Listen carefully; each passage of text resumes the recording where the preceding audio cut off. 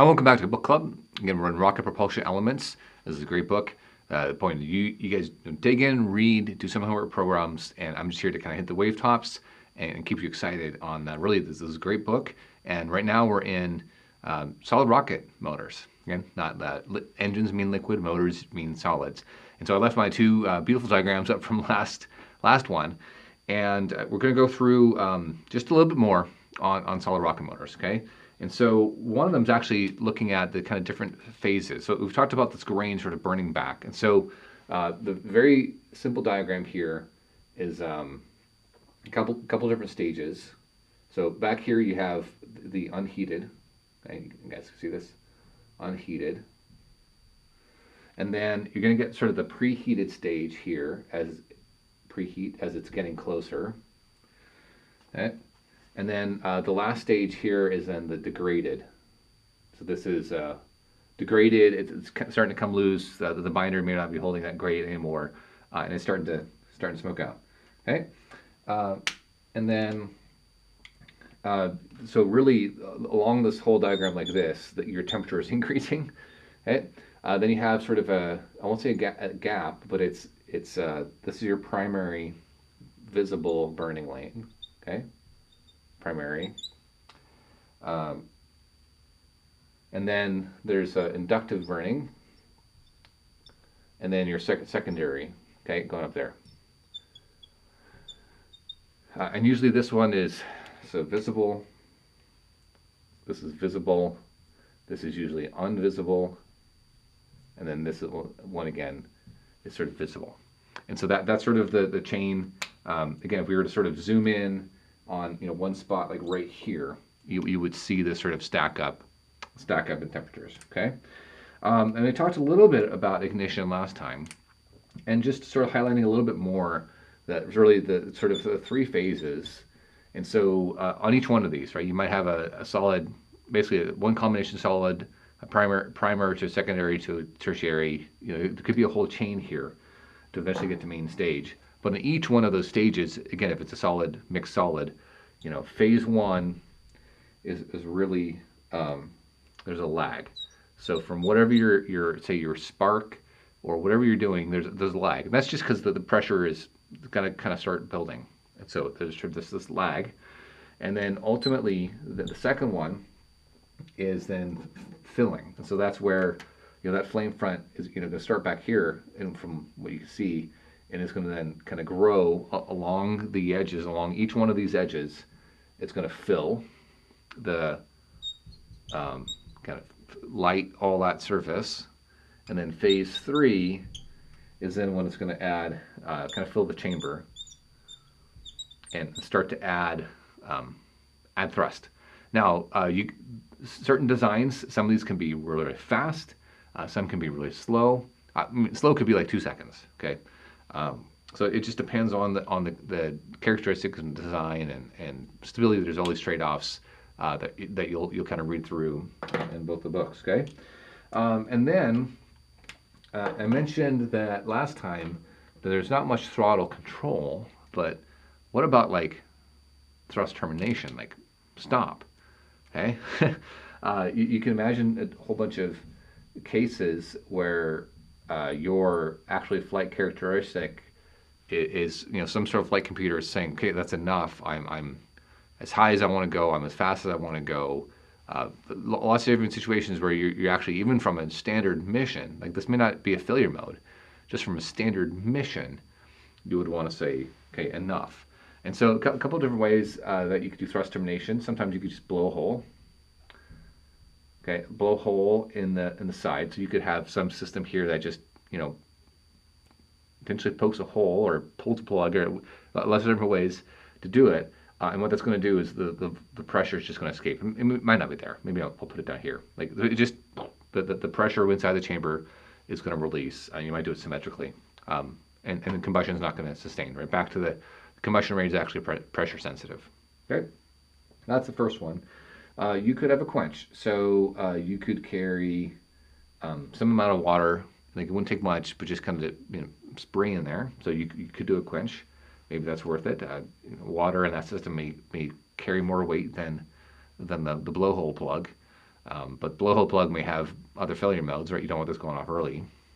That may not be happy with. Let's quench.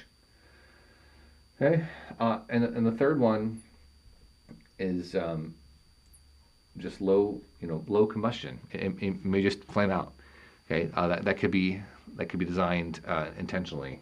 Okay, and so with all of this, the other part, chapter 14 now kind of gets into is a little bit of the acoustic instability. So you remember on the liquid engines we talked through, screeching and buzzing and all the different stuff. You do have acoustic instabilities, but usually it's less. Okay, it's less than liquids.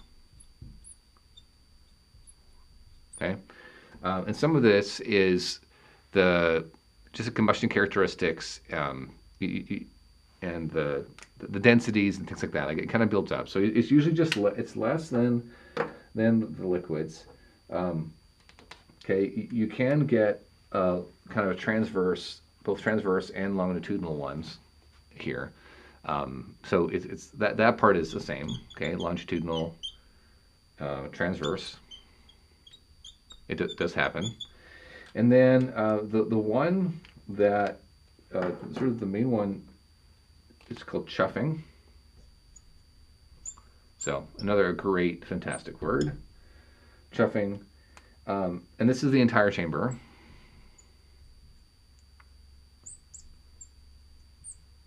Okay, and it's basically a Helmholtz.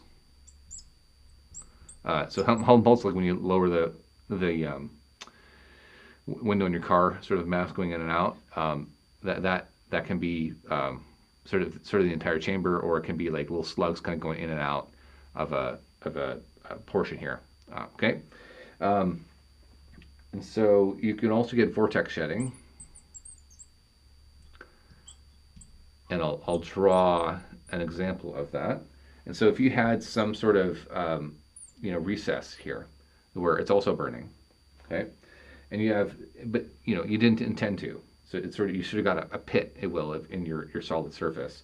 So your main combustion gases may be flowing this direction, but then you're going to get some gases that are burning sort of off this inner surface, and what that may create is a sort of a separation layer here, sort of a recirculation layer of these gases, and then kind of this layer coming back. So you may get this little, and any kind of that shedding is going to be, it's going to create vorticity, which is going to create an acoustic instability.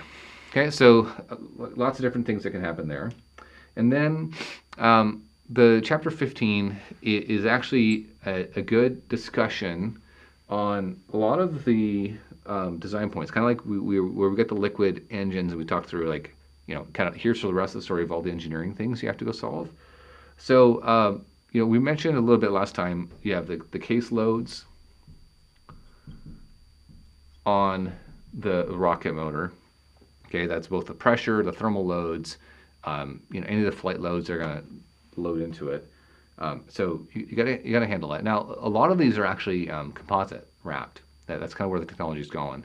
And so good lightweight, but yet you have to, it's not homogeneous isotropic like a metal. And so you do have to be careful on the load locations and things like that, just anytime you're doing composites. There are joints in here. So a lot of times there may be a joint here at the throat or a joint at the nozzle, the way you're actually making this whole process.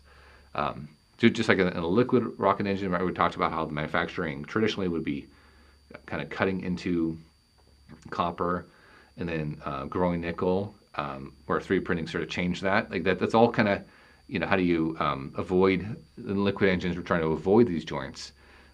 In solid rocket motors, you can actually handle some of those joints, but usually it's a little lower temperatures. But you have all of these O-rings, if you will, that are at part of those joints, part of these joints here with your ignition system. So lots of things that can go wrong. In fact, one of the space shuttles blew up because of O-ring failure. Okay, so it's got some history to it. And then I did mention there is some gimbaling, and so if you have that specific, now it's a moving joint. So I'll just say here, if you happen to have gimbaling as your thrust vector control, then there's a lot that can be happen there in your joint. The nozzle itself, so just like liquid engines, nozzles, sometimes you can make these out of things that are intentionally uncooled, but you could get some erosion on the nozzle. A lot of times there's a technology called an ablative. So especially if it's an ablative, where it's sort of burning and releasing, and that's how it stays cool. But you can get some particular erosion that may create it. And then a lot of choices, like I've already sort of mentioned, on the ignition system, and that whole primary, secondary, all that different stuff. So a lot of stuff that can happen there that can get quite complex quite fast. Okay, and then so kind of go dig in. And then chapter 16 is actually a good primer. I'm not going to say a lot here about hybrids. Now, hybrids are where you have one of your fuels and oxidizers that's liquid, and the other one that's solid. Right? And so actually we now have Virgin Galactic. This is how they fly, and it's basically laughing gas and rubber. Okay, and so that makes a nice reaction. One of the advantages to the hybrid system is you sort of you still get the separation. Like your oxidizer is not mixed with your fuel like it is in the solids, but you don't have you have a few less of the failure modes that you might have in a liquid oxygen system, or sorry, a bipropellant system. Doesn't have to be liquid oxygen. Now the downside is the ISP is not there. It's not quite the same as full liquid. So I'd say the jury's still out a little bit on full. Certainly hybrids have not been fully adopted. Certainly in this case, you have Virgin Galactic flying with it, so it has achieved that TRL 9. And then we have some good friends over at Firehawk Aerospace, Will Edwards, and a few others, who are basically 3D printing the fuel, which is an interesting way to sort of do this. Right, you can actually really print this really cheaply, quick. You can modify this a lot in terms of your design, so you can do a lot of customization, and that's what they're doing at Firehawk. So this is, anyways, it's a cool technology. I'd say the jury is out, and I guess what I mean by that is that all of these things, whether it's liquid engines, solid rocket motors, and even hybrids, all of this really trades at the system level. If you watch some of my videos with Kuchaman book, like it's just, I actually am staggered how many people sometimes sort of miss the system level engineering. In fact, I'm seeing that a lot right now in sort of the nuclear rocket propulsion world, where they really miss. We'll talk a little bit on electric systems video, but people really miss the size of the engine, if you will. Like it's not always all about ISP. Okay. The thrust, and then of course we've already talked a little bit about propellant density really mattering. So anyways, hybrids are gaining momentum. We'll see. Like I said, it'll depend on the system level performance for whatever the mission is. So the aircraft mission or the weapon mission, whether this makes a ton of sense or not. So read in chapter 16. That's why I don't spend a ton of time in it. It's really just kind of a combination of the two, and then talking a little bit about the history. So. We'll see you next time. It's kind of it for the solid chapters, and we come back on the next one. Yeah, I'm going to get into electric propulsion, sort of rounding out all the ways to make thrust in space. So we'll see you next time.